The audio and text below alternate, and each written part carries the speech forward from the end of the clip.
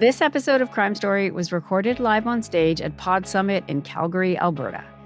I talked to feature writer Jana Pruden about the state of true crime and the new ethics of the landscape. We've also included some audience Q&A at the end. I hope you enjoy it.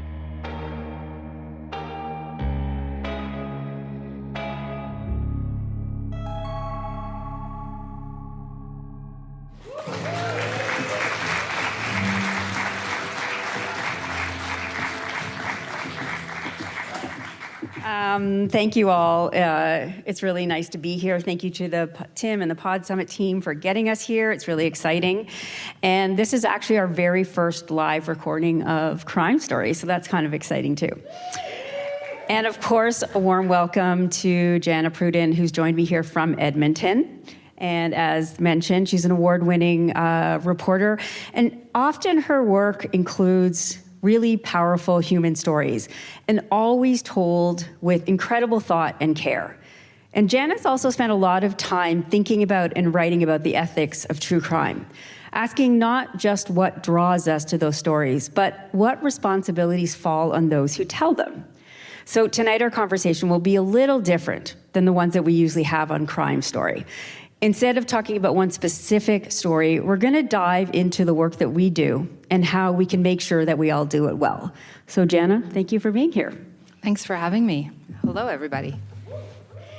So let's just start with true crime being this incredibly popular genre. Why do you think so many people are drawn to true crime? Yeah, this is an interesting thing that I've thought about a lot. I often meet people, at a cocktail party or even just a random person beside me in line, and they're like, oh my God, I love true crime so much. I listen to it before I go to bed. And people think there's something wrong with them, and I think some people who aren't into true crime also think there's something wrong with them. The other part of that conversation, and there is a gendered element to it, is a woman telling me, oh, I listen to it before I go to sleep, and then the husband going like, yeah, she listens to it before she goes to sleep. And I'm not sure there's an easy answer, but what I do know is that there's literal cave paintings that depict crime. This is not a new thing. And it's interesting because the popularity of true crime has gone up and down, waxed and waned through the years. And often when it's sort of high or it's in the public conversation, people get really worried about that. What does that mean? Is it the downfall of civilization? Is it because we've become full of bloodlust and we enjoy other people's suffering? I don't think that's the reason at all. And to me, we're drawn to, and I think the reason for myself being drawn to true crime stories is that they are the most human stories. And when we think about any story that we listen to or that we watch being a way that we learn to understand the world, true crime puts us in some of the most, the most harrowing experiences that a human being can go through. To have someone in their life killed, to kill someone. And I think there's a lot of things we can learn in there, and I don't think that they're all brutality. No. In fact, I think that's often not what people are getting from these stories at all. I first sort of came to realize, to me, I agree with you, and true crime and crime stories, to me, the first time it really occurred to me was my very first job was a print reporter in Whitehorse, Yukon, and I got to cover the courts, which was an amazing opportunity for a young reporter. And the first real big story I did was the murder of a young girl by her young boyfriend, and they were both Indigenous, and it involved this whole story of the community and all that was going on. And it was my first realization that when we show up in court after these crimes happen, if you spend some time actually trying to understand what happened, society opens up for you. And you can see the good and the bad and where we are as a society, both how those who commit the crimes and how we perpetrate or we deal with the offenders. When did you kind of first come to that point where you're like, I'm gonna do these stories. These stories mean more to me than just like the daily reporting. Here's what happened, the 5 W's. When did it, what case was it? What story was it that kind of stuck with you that way? Yeah, I think part of that started when I used to be a reporter at the Medicine Hat News. Yeah, shout out Medicine Hat. That's a very long time ago. We won't say how long, it's okay. It was a long time ago for me too. I remember 9/11 from the perspective of Medicine Hat. So we're about 2000, 2001 that I was there, and I was general assignment there, education. But when something big happened, often we would all pitch in, and so I helped on a couple of different homicide files there. And there's one in particular that I remember that was a domestic homicide. A man killed his wife, and I was sent to cover the funeral. And I was just terrified. I'm not sure I'd ever even been to a funeral, maybe one. And, I was not only tasked to go cover the funeral, but then to go ask the family if they would talk to me, which is really, really scary and feels like you might be doing something really horrible. And so I remember going up to her dad, and right away, he just wanted to tell me about his daughter. And he wanted to tell me who she was as a person and in her life. So that was one big piece of it. And the second piece of it was that he really hoped that by sharing what happened to her, that it could help someone else, some other woman, because many homicides and other terrible acts, they are predictable. They do have some signs. They have social factors that you can see sometimes in retrospect. So afterwards, he saw all these red flags in the marriage, and he wanted to share her story. So that was a big lesson to me that, it can be this powerful thing, and that it can be a powerful thing for the victim's family too. Then I went to work for the Regina Leader Post. No shout out for Regina. That's really sad, but I was not really expecting one. And so one day the court reporter went on vacation or something, and they sent me to court. And, it's funny because my mom actually thought, I remember her saying to me, I don't think court would be a good beat for you. It's too sad and it's too depressing. And she thought that I already had sort of this maybe morbid view of the world that I've had since birth. But I found that, I just loved it. And I found that it was so interesting. And all these things that I had always sort of been afraid of, like, what happens if there's a car crash and your whole family dies and you're the only one who survives? What happens if the person you love most in the world is killed by someone else that you love? And there I was able to open the door and look at what all of those experiences are. And there's some surprisingly beautiful things. I truly think, and people ask me all the time, how I function, or can I sleep at night, and all of those things. If it bothers me to see all the things that I've seen, and there is definitely a cost to it, but I also feel that I have seen goodness that I could not have seen in any other way, that this extreme darkness exposed for me. Also, really I think the heights of what humanity can be. Yeah. So I kind of got hooked. And even coming to the Edmonton Journal, I was the crime bureau chief. That's a classic chasing ambulances, literally chased ambulances. And then now at the Globe and Mail, where I do all kinds of writing, but my main passion, and I think my love, is still true crime stories, or as they used to call it, the misery beat. That's what it was in the 40s, the misery beat. You mostly write, you're at the Globe, but you have put out 2 really spectacular podcasts. Tell me about the difference, what doing a podcast can do that maybe you can't do in your writing. I mean, I know personally that making podcasts, to me, when I first did Escaping Nexium, it was like this opening up of this rainbow, and I remember thinking it was the best professional experience of my entire life. I couldn't believe that I could talk about all these nuanced, wonderful, difficult things and have the space to do it. But I'm curious how you felt when and since you do both all the time now. Yeah, so the podcast is called In Her Defense. In Her Defense. It's great. If you haven't heard it, you have to listen to both seasons. You don't even have to llisten, but I need you to download it and give it 5 stars. If you listen, that's a bonus, yes. But just give us the numbers. You should listen, yeah. And then go and listen to our interviews on Crime Story. So it was in season 1 of the podcast. So the Globe had podcast producer named Kasia Mihailovich, who's a brilliant podcast producer. She was working on The Decibel, which is the Globe's daily sort of news and current events, or current affairs podcast. And they announced that she would be doing special projects, and I immediately pitched her like 10 different podcast ideas because I really wanted to try the medium. And I had found it such a powerful medium myself, listening to other people's podcasts, and I was really interested in how could you tell a story this way, and what would the challenges be, and what would the difference be? Because obviously a podcast is not just a written story but for the ear, right?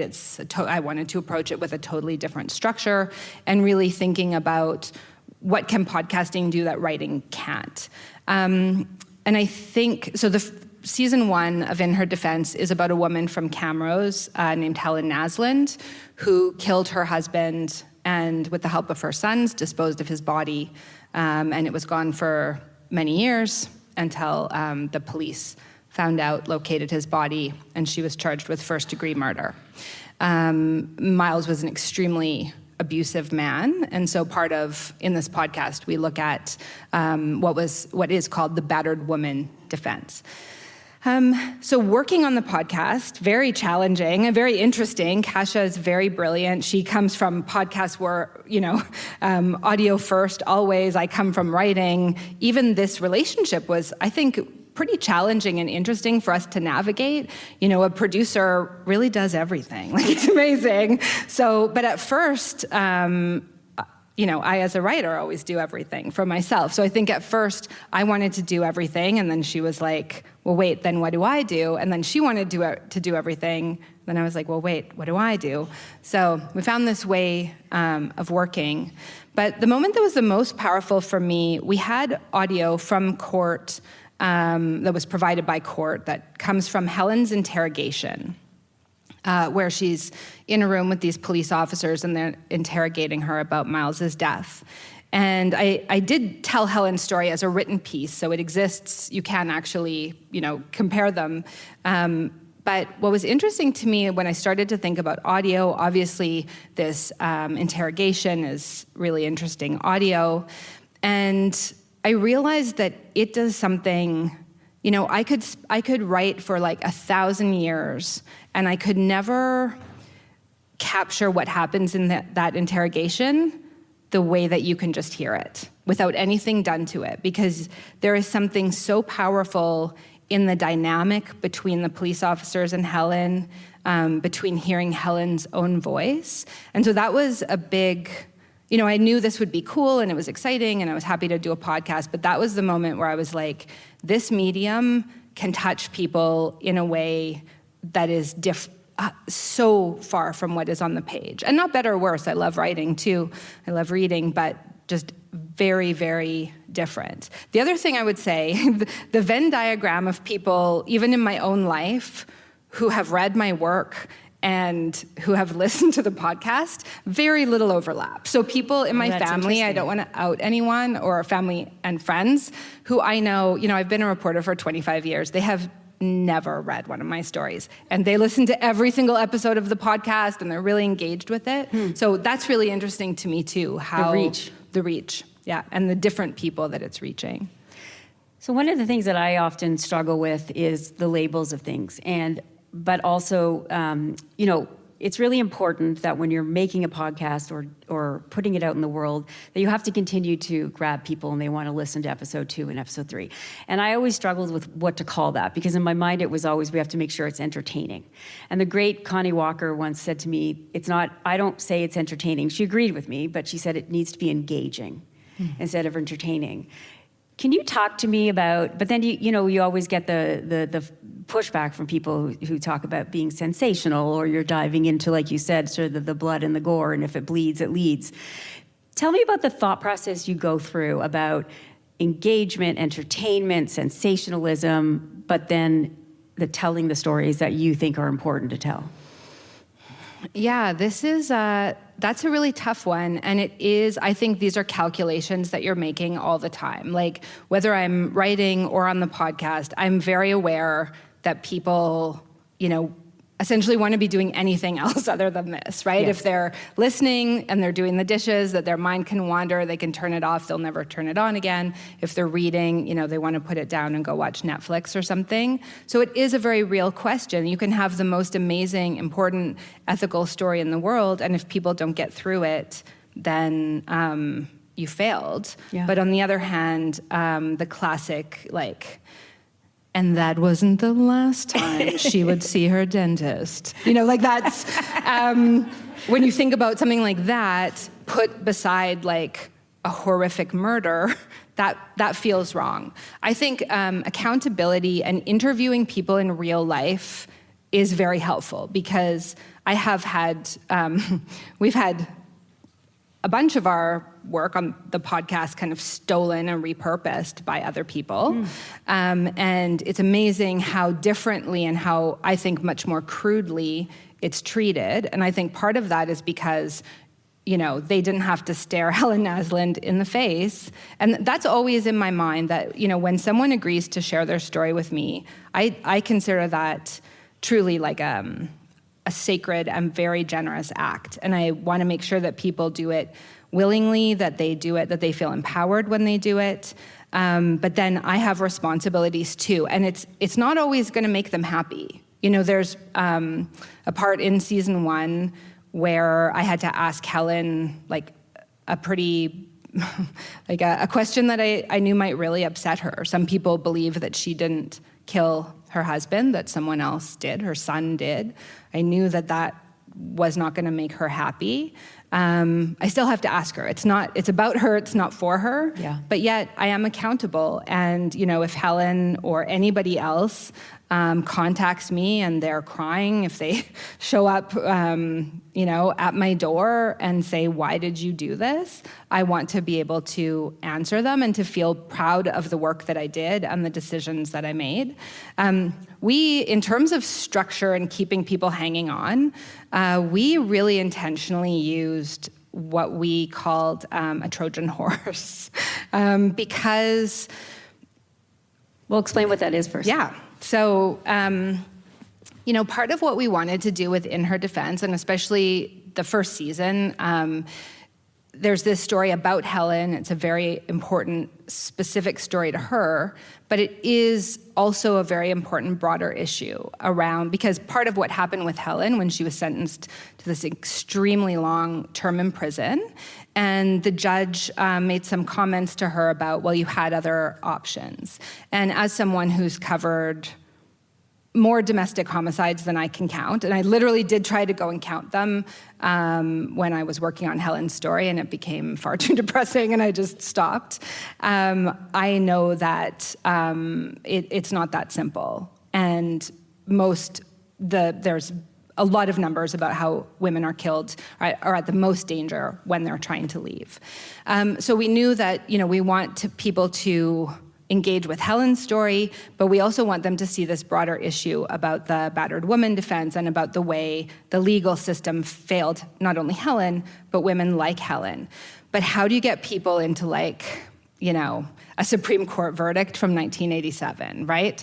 So, and I also wanted different people, right? I wanted the true crime Chardonnay ladies who think that they're just I love listening to serial killers before bed. I want those ladies to actually see, oh yeah, there's a lot going on here. So we structured it in a way that hopefully we'd hook you with, Helen's story is very dramatic. Her sons are very dramatic. Her son Wes, talk about the power of audio. He's straight out of Central Casting. He was amazing. He has this amazing voice and way of speaking. And then, so we're hopefully sort of drawing you in. And then I think it's episode 4. And then it's well, let us tell you about the history of the battered women defense. And then we're into sort of legal scholarship. And the hope was that would bring listeners into the story in a way that's not just sensational, and then also get them to get this sort of, some people call it, actually there's a writer at the Toronto Star called Richard Warnicka, who's this amazing feature writer. He describes that as it's like a treat on the snozzages. So, the narrative and the narrative structure is the snozzage that you give your dog, and then the pill is sort of the learning or the point or the deeper message. Because I do think that if you just listen to a true crime story that is just blood and guts, the odd one of those might be interesting, but eventually that's going to be a sickening diet of information. But when we can learn things and I think see these things that are sort of inspiring or beautiful, then I think that feels a lot better morally. How do you how do you think about when you interview perpetrators? Like Helen was, legally the perpetrator. I guess there is still the question of whether it was her son or not. I remember when I did Do You Know Mordecai, I actually did interview, his name isn't Mordecai, it's Mark Ramsden, and he was mentally ill, there's no doubt about it. Whether, what his diagnosis is, nobody is sure of. And I got not a lot, but I got more than I was expecting pushback and saying, he's mentally ill, you shouldn't have interviewed him, you should have let him be. I don't agree. But I'm wondering how you feel about that sort of thing. You have interviewed perpetrators. Perpetrators, deserve to be accountable for their actions. But where do we come in that? And how do we do that, without stepping over some ethical boundary that we shouldn't have stepped over? Yeah, that's an interesting question. I think, I'm always, with people who are vulnerable, and when you're talking about Mordecai, that's a vulnerability, that informed consent is really important to me. I often think, too, I'm not the judge or the jury, right? So I did a story several years ago about, there was this fire in Castor, Alberta, in the middle of the night, and 3 people died. So I drove down there. I worked at the Edmonton Journal at the time. I drove down there, and I met the only surviving person in the family, the son, Jason Klaus. And there was a lot of things that I would say were very suspicious from that first day, and suspicions that I had about Jason. But it was several months before, or even close to a year, I can't exactly recall, before he was charged with murder, and then more time before he went to trial. And we were in quite heavy contact in that period. And, I thought there's a very good likelihood that he murdered his entire family. But I don't know. I also don't know. I'm not a police officer. And I do think that's part of it, is sort of keeping your role in mind. I'm not a therapist, I'm not a social worker, I'm not a police officer, I'm not a judge. I am a reporter, and there's certain obligations and I think ethical things that go along with that. But even on both sides, right? I mean, yes. You're not helping the other side either. No. Yeah. And it was funny with Jason, he would call me up, and I remember once he called me at Christmas, and he was like, yeah, I'm just really lonely. My whole family's dead. He's in prison. He killed his family. He was convicted. Spoiler alert, he was convicted of 3 counts of first-degree murder. And he was like, it was so great to have, it's so great to have, a friend like you to talk to. And that's a moment where I'll be like, okay, Jason, I'm not your friend. We had an agreement at the beginning, that we would do interviews, but that I wouldn't write anything until after his trial concluded, which that makes sense. I wasn't going to do it before the trial concluded anyway, because that can be very complicated and can be libel and can, make a trial, cause a lot of problems for a trial. So I was waiting for that anyway. But I think just trying to remind people of this reporter subject relationship, because the lines can get very blurry. And also just making sure that people feel empowered. And I think the amount of power that I make sure people know they have is in proportion to how vulnerable they are. Mm-hmm. So for instance, if I'm interviewing a politician or the police chief, I'm not gonna constantly make sure he's okay and do you know that this is on the record or whatever? And say you don't have to answer it if it doesn't feel good. Yeah, I know, he's used to dealing with the media, and it's his job. He's a person in power, and so I can, we both know the rules of the game. With someone who's much more vulnerable, then I want to make sure that they know that they have the power in this conversation too. And sometimes I will say, if something comes up, people will disclose things like, sexual abuse that they've suffered. That's not really part of the story that we're talking about. And maybe they think it should go in, and we'll have a conversation about, is that something, are you sure that you want that to be included and that you want to be part of this? I always find it so heavy when they do put those expectations on you that you're going to help solve something or you're going to make something better. And it's such a heavy thing to have to contend with. Yeah, I think, I think also a lot of true crime podcasters fall into that, of like, that you're a detective and that you want to solve it. And of course, who wouldn't want to help?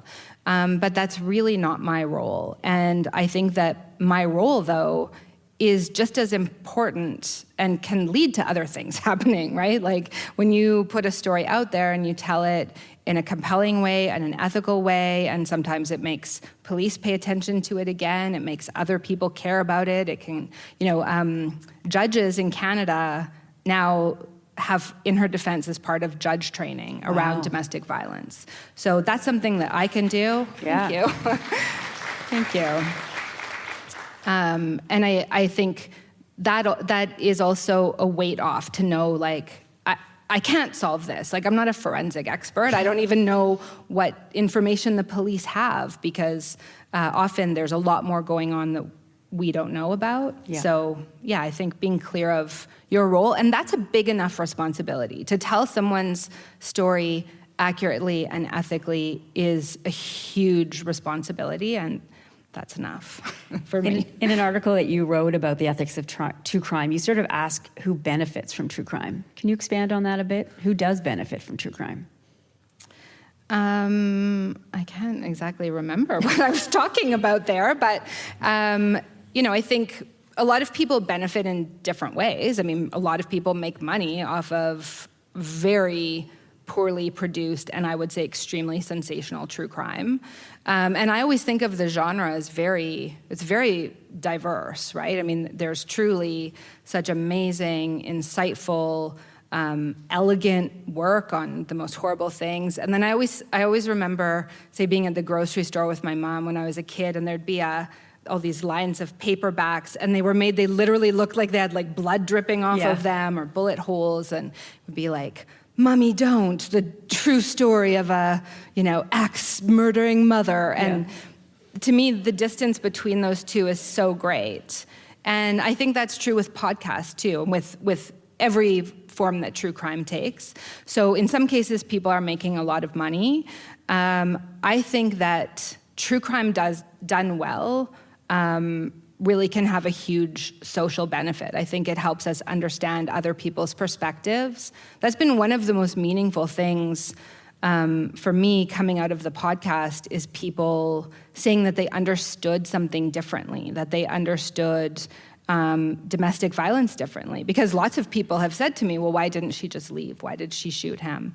And that's one of the questions that we really try to answer. So I think we can benefit as people by really understanding what other people are capable of, both for good and for bad. And I want to know what you're up to, but I'm also just so everyone knows, we're going to open it up to a few questions after, so start thinking of stuff to ask. But what are you up to? I know you've got some stuff in the hopper, so I'm curious. We've got another podcast coming out soon, or what's happening? Yeah, so I do have a pitch in for an amazing case for season 3 that I've been following, and the Globe's just deciding sort of where their priorities are for narrative podcasting. And yeah, it's all bad. I always tell people it's usually really bad news when I show up on your doorstep. So I have a number of projects on the go right now, and yeah, they're all. What do you look for in a good podcast? When you're trying to pitch it, like, what's the difference between what you're going to do a feature about, and what's the difference between a podcast? Yeah, so this one in particular, and I'm just being a little shady because reporters are afraid of getting scooped, but I think that, voices, a lot of voices, I'm looking for a narrative arc. I'm looking for some conclusion. We did do an unsolved case in season 2, and unsolved cases do have a lot of some narrative challenges to them. I think we think we like cold cases, but then also it can be really narratively unfulfilling to not know what happened. Try taking on the Shermans. Yeah.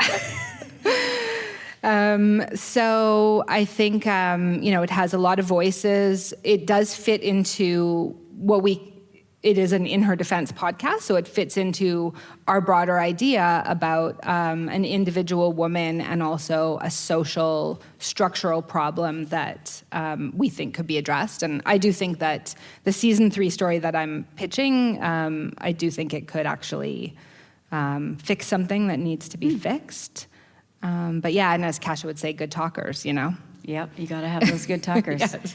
Okay, thank you. Yeah, thank you. Are there any questions? I can't see out there. We literally cannot see anything. Yeah, we can't see anything. So I don't know if anybody wants to. I can see sort of some hands going up. Oh, that's better.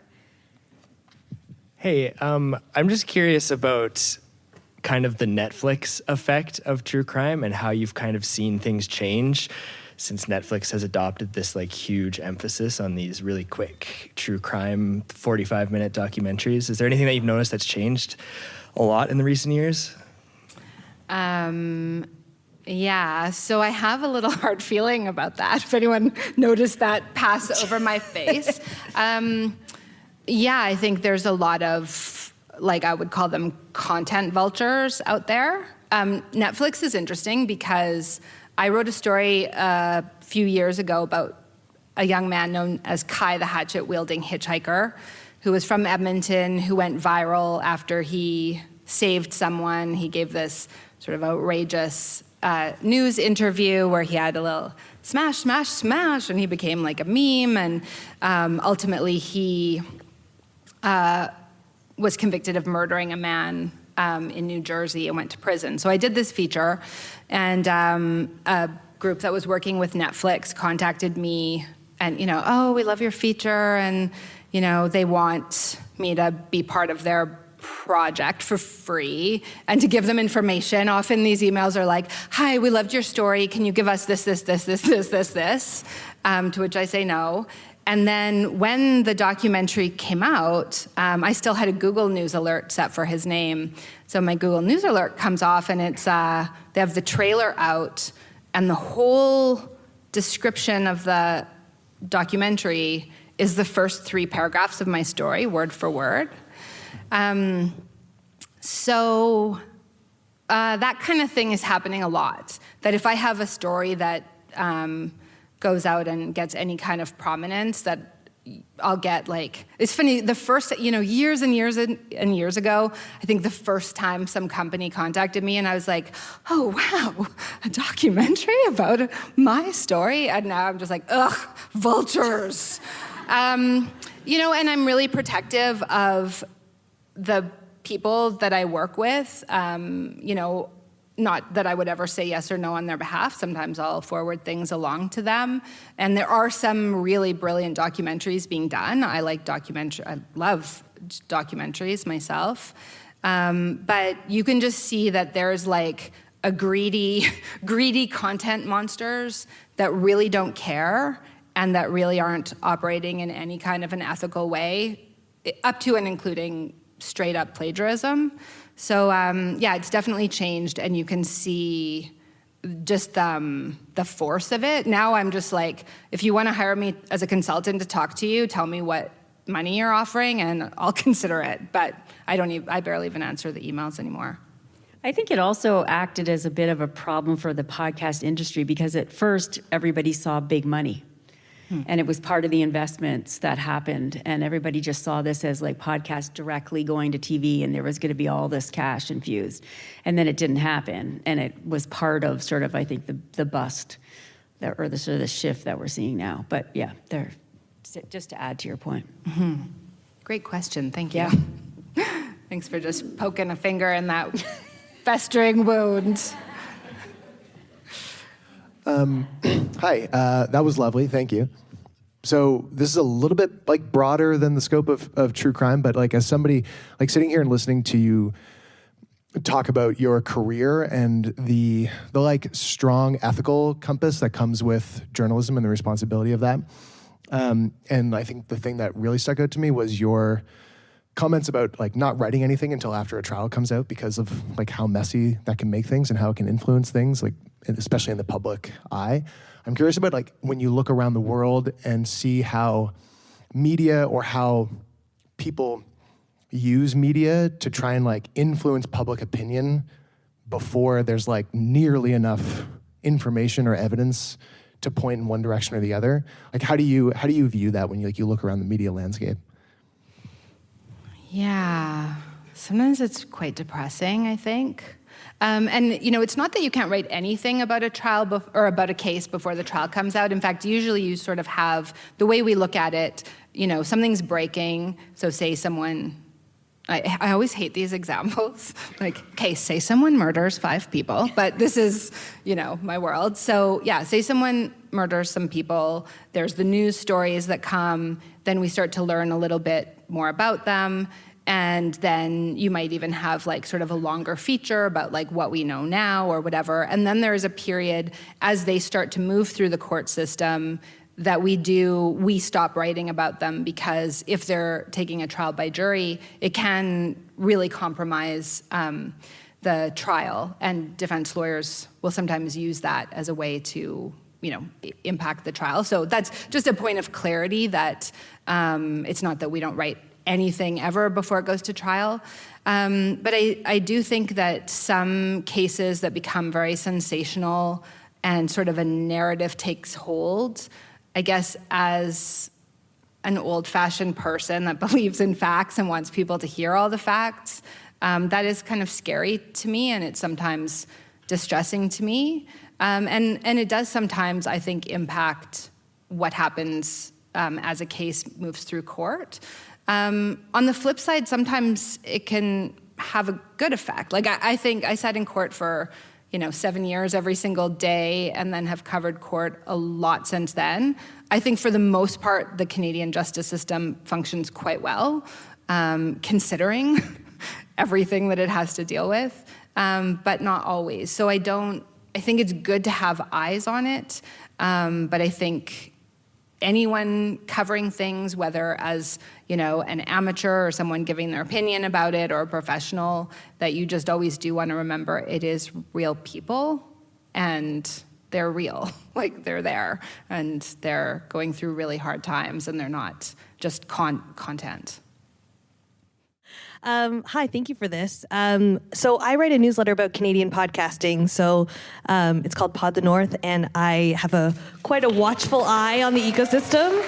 And so I can't help but look at the work that you're doing, the work that Kathleen and CBC podcasts are doing, and even the work at Canadian True Crime, which is a completely independent show from Christy Lee. And I see a lot of Canadian true crime shows sort of setting the standard for ethical true crime storytelling. And I'm just curious, from your perspective, like, is there something special about Canadian true crime storytelling? Am I just delusional and an optimist? And I'm also curious if you have any sort of relationship with the other storytellers and journalists around the country to sort of set that standard. I think Canadians are just better people. I think it is slightly cultural. I don't think that we're as influenced by this, since we're not. And I'm not naive. I'm not saying that we're all, and there's no moments of that. But I do think that we're more thoughtful, or there's more room to be more thoughtful, maybe. I don't know. But I agree that you probably have a better vantage point than we do, because you look at it sort of more carefully. But I think there is less of a knee-jerk sensationalness to Canadian podcasters and media and true crime than in the States. In terms of relationship, well, I think Christy and I are going to be doing some kind of chat in the next month or two, so that we're going to keep sharing each other's feeds. So yes, for sure. And I think there is a camaraderie, or at least a friendliness that exists within the Canadian podcast world, where I definitely have relationships with a lot of those people, and this show has really allowed me to meet people from all over the world.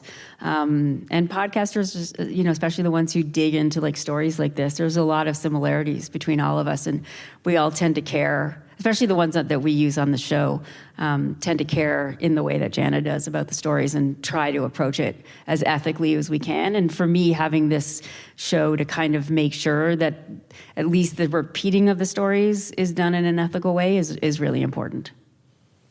Yeah, I think just, even as an offshoot of kind of mainstream media coverage of crime, the way that media operates in Canada is so much different from the United States. Even our biggest media frenzy that we've ever had is very polite and much, the media I think here is, and having been on a lot of courtroom or courthouse steps with a lot of reporters on big cases, that I think we just have a different level of, we just don't have that big media machine that's the same. We don't have CNN flying in for something. And it's interesting because the odd case that we've had that has brought in a lot of American media, you can really see the difference. And I think that probably that just flows. Has flowed into podcasting as well. And legally, when it comes to defamation and all that, the Americans have, it's easier to sue in the United States, and they do sue more, but we also have higher standards here. So it does change the way that we approach a story, and that we, will have a lawyer look at it, or those of us, we've done a lot, both of us, we've done a lot of legal training and what words to use and what you can say and what you can't say. And I think it's very different here than the United States. Also, even the openness, in the United States, you can get, you just cops talk to you. Yeah, well, and you just call and they send you the mugshot and the arrest report, and that does not happen in Canada. We don't release mugshots. We Canadians, police and RCMP don't release mugshots unless there's someone actively wanted or actively missing, but they don't just, this guy killed a bunch of people, here's a picture of him, if he's already in custody. So, and then getting documents, usually that's not happening until something goes to court. So even that tends to, I think, put a little bit of a dampening. It does, on and it. there is a flip side to that. That is Yeah. better that they're more open, but who knows anymore if that's going to happen, but yeah. And Christy Lee is great. I've been on her show as well. She's wonderful. I had a question. Sorry, I'm up here. I'm Hi, behind sorry, you. we can't see you. No, that's Look okay. At you. Yeah. I had sort of a state of the industry question, and maybe I'm reading too much into it, but maybe you hinted at it a little bit, that it is, narrative storytelling is so important, is such a long legacy, and it is so hard to get it funded. It's so hard to get it, get the energy that it requires to do. And I know that at various points in time, even just in the short history of podcasting, sometimes it's been more friendly of being able to, sell a story that is a narrative story. How do you feel, what kind of is as you sitting on the front line of trying to get narrative stuff produced, how does it feel right now? Is it more friendly, less friendly? What are you seeing? Well, we come to it from two different places, because Jana works for the Globe and Mail, and I'm a freelancer. This podcast is for CBC, but I sell stories. And I'm finding it harder, a lot harder. There's just less money. The Always On podcast is where they're making the money. It's cheaper to make. It's easier to make. Fewer people need to make it. So it's harder. It's 100% harder. Yeah, there's no... Sorry, but it is. Can we fix it? Yeah, I don't know.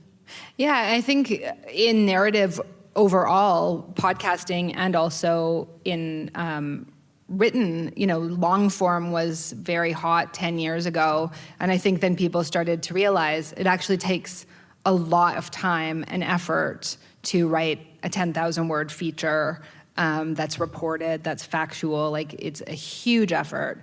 Making the podcast, I knew that it would be a lot of work. I was actually really surprised how time consuming it was. And so as people either want to or have to do things more and more cheaply, then what gets cut? The narrative. And of course, I would argue so passionately that that's the thing that shouldn't be cut, because those are the stories that people, when I think about our podcast, someone spending 3, 4, 5 hours with you with one story is really important and really powerful, and I think a really important way to reach people. Really powerful. But it goes back to your question about Netflix. Like, 5-6 years ago, there was a real belief that if you had a hit serialized podcast, there'd be all this money that would come in from the documentary, from the scripted, and that's not happening as much as people had hoped. And I think that, thank goodness for public broadcasters that don't necessarily, there's part of it, but they don't have to, that's not their only expectation. But I think things like private newspapers or other funders, what they get out of it, I think, has been a bit of a disappointment, probably in terms of the business side of things, I'm guessing. Mm-hmm. I have a question. You have gotten the privilege of talking with people who have lost loved ones. You've also had the privilege of talking to people who have taken life and heard their stories. And it's probably unique conversations every day that you face. If you could go back and talk to someone that you've talked with in your career, who would you go back to talk to and what would you ask them? Could they be dead? Sure. They have to be alive. That's so tough, and sometimes people ask me, like, what's my favorite story I ever worked on, or, a story that meant the most to me. And I truly, all of my big projects, I think they're all so separate, and they all mean a lot to me, and hopefully I didn't leave too many questions on the table. I can tell you, instead of a question that I wish I asked or who I would have asked it to, I'll tell you a question that's always bothered me that I asked. It was a 5-year-old girl named Tamara Keepness disappeared in Regina when I worked there. And she's never been found to this day. And around, I think, the 10 years after she disappeared, I wrote a feature about it for the Walrus magazine. And a lot of people had suspected the mother and or the stepfather. Lorena Keepness was Tamara's mother. And she'd come under a lot of suspicion in those 10 years. So I went back to Regina, and I had gotten in touch with Lorena and interviewed her for many hours over multiple days. And, she was a very vulnerable person who had a terrible life. And she told me what it was like for people to suspect her all these years. And so the last day that we were interviewing, I knew that I had one more question to ask, and this is the kind of question that you always put last because you know that, you may never speak to the person again after that question. And the question that I knew I had to ask her was, did you kill Tamara? And so we were sitting in the car. I was dropping her off. And so I asked her in this way that I try to couch an offensive question. It doesn't really work, but you can try, which is, what would you say to someone who asked you this? And I said, what would you say to someone who still thinks that you killed Tamara, or who wonders if you killed Tamara? And she looked at me and she said, I just want to smash your fucking face in right now. And I don't blame her one bit. I saw it. Actually, on the tape, you can hear me say, I know you did. I could see it in your face. And I truly could see her calculate. And I don't blame her at all. In fact, I knew that I might get punched for that question because it's a horrible, cruel, torturous question. And at this point, I really had thought that most probably she didn't kill Tamara, but I felt I still had to ask it. And she was so angry and so hurt, and she got out of the car, never spoke to me again, and has since passed away. And that was a question that felt really horrible, and yet I have never regretted asking it, even though I know it hurt her so much. I regret that it hurt her so much, but it was also the moment when I knew she did not kill her daughter. And that was really important for me to know with the conviction that I still hold to this day that she did not kill her daughter. And that was the worst question I ever asked. And I feel terrible about it.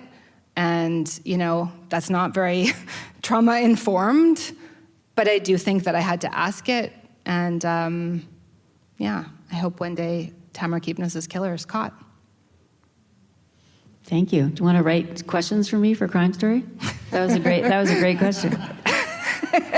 This is why I bring down the room after a conversation, always. And on that, talk to me at cocktail parties. I'm really fun. I love to talk about domestic homicide, so. Thank you, Jana. Thank you. Thank all of you.